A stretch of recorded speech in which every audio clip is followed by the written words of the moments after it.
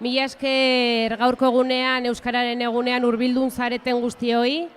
Pozgarria da horrelako egunetan denok gure herrian elkartzea. Bereziki maite ditugun gaien inguruan festarako biltzen garenean. Eta hizkuntzak dira, era horretako gaiak hain zuzen. Norbanakoi eta taldeei dizdira eta izaera ematen dietelako.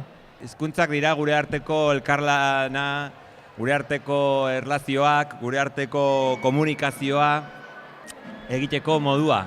Modu horretan, kalean eta bizitzan elkartrukatzen ditugu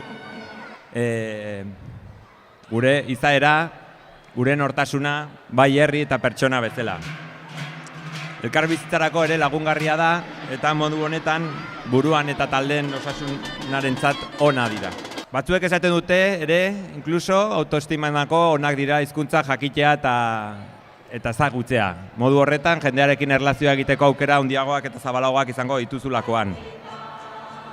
Eta zergatik hori guztia bizitza erraztuko digulakoan.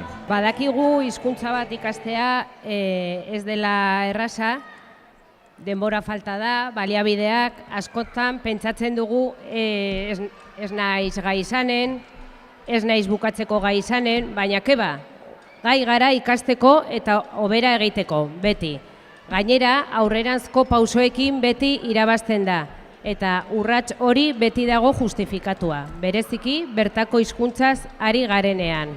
Esan bezala, pertsona gai gara ikasteko, eta proba hori daukagu Euskal Herri maila osoan, baina baita ere Antsoainen.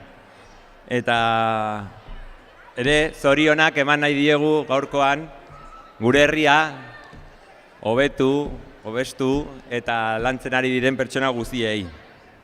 Bereziki gaurkoan txikiak bai, baina bereziki gaur fokoa jarri nahi dugu ikasketa hori, Euskararen ikasketa, heldutan saiatu direnei. Horretan segi dezaten animatu nahi ditugu eta ikasle berriak astera ere animatu nahi ditugu. Horiek gainera biziki. Horiei guztiei eskaintza bat egin nahi diegu.